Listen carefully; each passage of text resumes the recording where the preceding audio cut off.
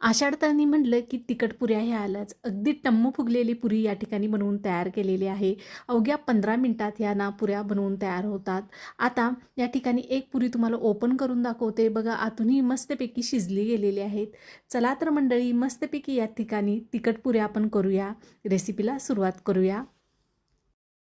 तिखट पुरी तयार करण्यासाठी या ठिकाणी 2 वाटी गव्हाचे पीठ घ्यायचे आहे.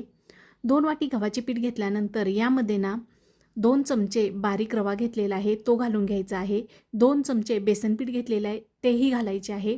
तसेच या ठिकाणी 1 चमचा मी लाल तिखट घेतलेले आहे. 1 चमचा ओवा, तसेच 2 चमचे पांढरे तीळ घालायचे आहेत. चिमूटभर या ठिकाणी ना हिंग पावडर घातलेली आहे. तसेच पाव चमचा हळद घालायची आहे. या ठिकाणी 1 चमचा मी ठेचा घेतलेला आहे. त्यामध्ये 2 हिरव्या मिरच्या, लसूण आणि जिरे, कोथिंबीर घालून ठेचा तयार केला, तो घातलेला आहे. 1 चमचा कस्तुरी मेथी घालायची आहे आणि 2 ते 3 चमचे या ठिकाणी कोथिंबीर घालायची आहे.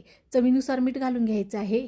सर्व पिठामध्ये मिक्स केल्यानंतर थोडं थोडं पाणी घालून याचा घट्ट कणकेचा गोळा मळायचा आहे. चपातीपेक्षा थोडंसं घटसर पीठ या ठिकाणी मळून घ्यायचं आहे. पीठ या ठिकाणी मळून तयार झालेलं आहे.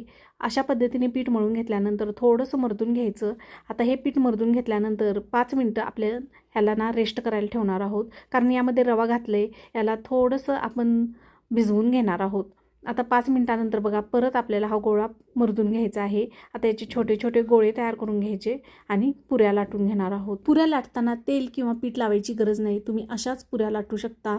जर जास्त पीठ चिटकत असेल तर तुम्ही तेलाचे एक बोट लावून पुरी या ठिकाणी लाटून घ्यायची आहे. आता जास्त जाडसरही नाही किंवा अगदी पातळही या ठिकाणी पुरी लाटायची नाही. चपातीपेक्षा थोडीशी जाडसर या ठिकाणी पुरी लाटून घ्यायची आहे. व्हिडिओमध्ये दाखवले त्या पद्धतीने पुरी लाटून घेतली. तेलही अगदी कडकडीत या ठिकाणी गरम करून घ्यायचं आणि या कडकडीत तेलामध्ये आपल्याला पुरी सोडायची आहे. झाऱ्याने पुरीवरती तेल शिंपडून घ्यायचं, जेणेकरून ही पुरी फुगण्यास मदत होते.